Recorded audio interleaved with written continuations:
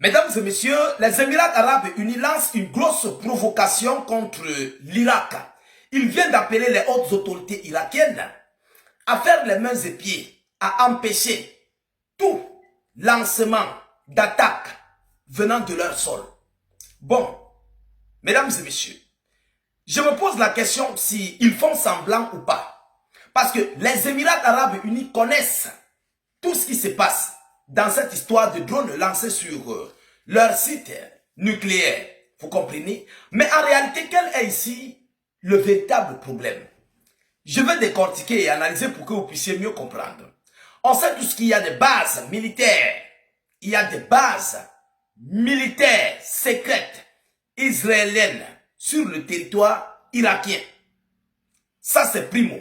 Mais le véritable combat dans cette affaire-là, le véritable problème, le problème majeur que les Émirats arabes unis recherchent, c'est d'entrer en guerre contre les milices pro-iraniennes sur le territoire irakien.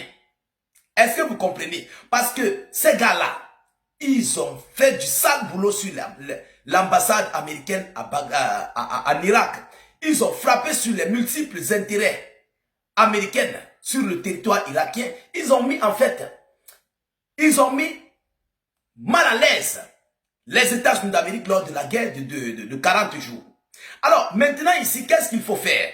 Les Émirats arabes unis passent par des stratagèmes avec leur allié israélien qui a monté de toutes pièces cette attaque contre le site énergétique, ou bien je veux dire le site nucléaire des Émiratis.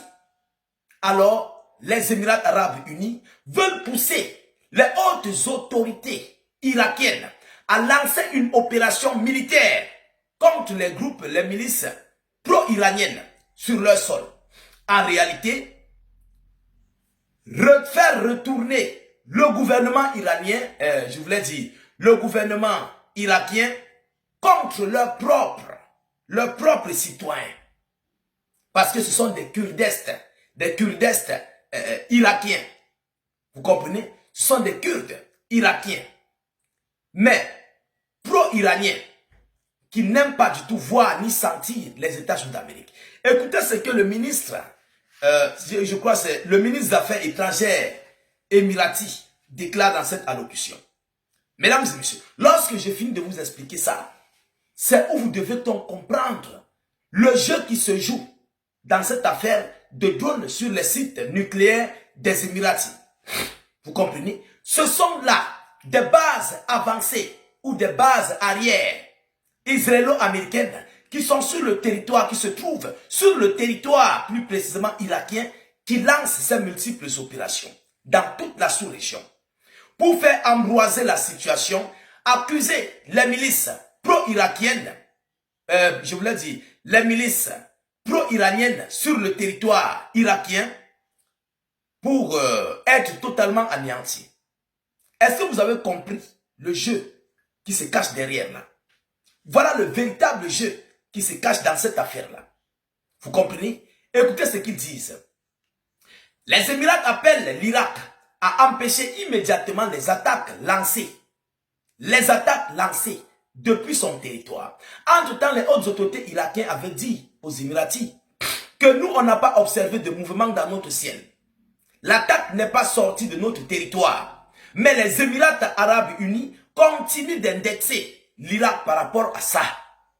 Faisant semblant comme si ils ne savent pas que ce sont les bases arrière ou les bases avancées israélo-américaines qui font ce sale boulot dans la région. Parce qu'on connaît déjà la vérité. Le monde entier connaît déjà la vérité. C'est même pourquoi je vous prie, mesdames et messieurs, de partager cette vidéoconférence pour que ceux-là qui ne comprennent pas encore la stratégie géopolitique, géostratégique qui se passe, il faut qu'ils comprennent. Partagez la vidéoconférence. C'est très important ce que je suis en train de dire là. Il y a même certaines attaques qu'on part jusqu'à inculper ça à l'Iran, alors que ce sont les bases secrètes israélo-américaines sur le territoire irakien qui opèrent. Vous comprenez un peu? Alors, dans un communiqué, le ministère des Affaires étrangères des Émirats arabes unis a appelé l'Irak à prévenir de toute urgence toute attaque hostile émanant de son territoire et à traiter ces menaces immédiatement et de manière responsable. À traiter ces menaces immédiatement et de manière responsable. Mais est-ce qu'on peut traiter ce que l'on ne voit pas? Est-ce qu'on peut traiter ce que l'on ne connaît pas?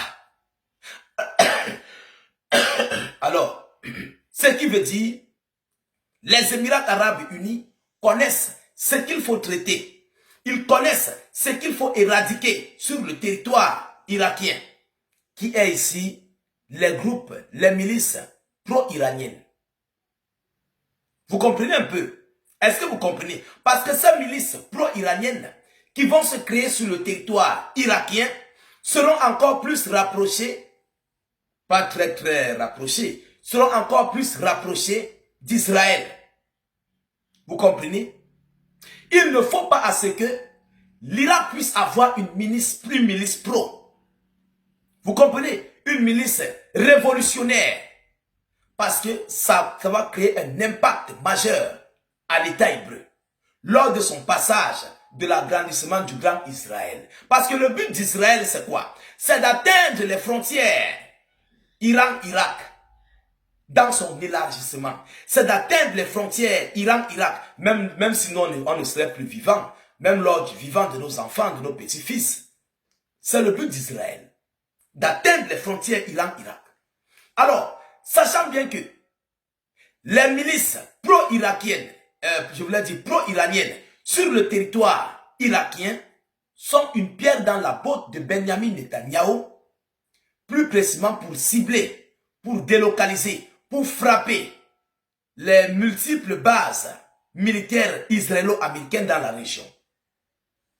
C'est une menace pour Israël. Alors, c'est pourquoi, mesdames, mesdemoiselles et messieurs, les Émirats arabes unis et leurs alliés, leurs maîtres israélo-américains coordonnent toutes ces opérations-là pour accuser plus précisément le gouvernement irakien et pour que le gouvernement irakien retourne leur veste contre les milices pro-iraniennes sur leur sol. C'est ça le plan machiavélique. J'espère que beaucoup d'entre vous ont compris maintenant l'enjeu qui se passe. Allons-y en profondeur. Alors, toujours selon la source, tout acte hostile émanant de son territoire est à traiter sa menace immédiatement et de manière responsable. Quelles sont les cibles d'abord? Mais toi, tu connais les cibles. L'Irak ne connaît pas les cibles. Alors, la cible est connue par tous.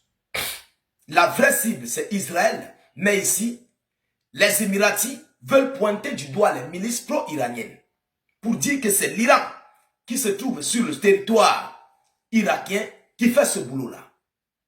Juste pour que les pro-iraniens sur le territoire irakien soient éradiqués. Maintenant, vous avez compris l'enjeu qui se situe là. Mesdames et messieurs, partagez la vidéo pour nous encourager dans le travail que nous faisons en longueur de journée comme de nuit. Ce texte a été publié après qu'une frappe de drone identifiée par le pays du Golfe comme provenant d'Irak a provoqué un incendie dimanche près de la centrale nucléaire de Baraka, selon l'annonce officielle. J'espère que maintenant vous avez compris ce qui se passe. J'espère que vous avez compris. En réalité, en conclusion, le grand but des Israélo-Américains, le grand but des pays du Golfe alliés à l'Amérique, le grand but des Émirats arabes unis, c'est de permettre, c'est d'éradiquer la menace pro-iranienne du territoire irakien. Les Kurdistes irakiens, mais qui sont pro-iraniens. Est-ce que vous comprenez? Parce qu'ils ont beaucoup frappé sur les multiples infrastructures américaines. Ils ont frappé et ils ne s'entendent pas avec ces milices-là. S'ils continuent de rester là, ils s'agrandissent, ils vont créer des armes, ça va devenir une pierre dans la botte, plus précisément des Émiratis. Ça serait une pierre dans leur botte.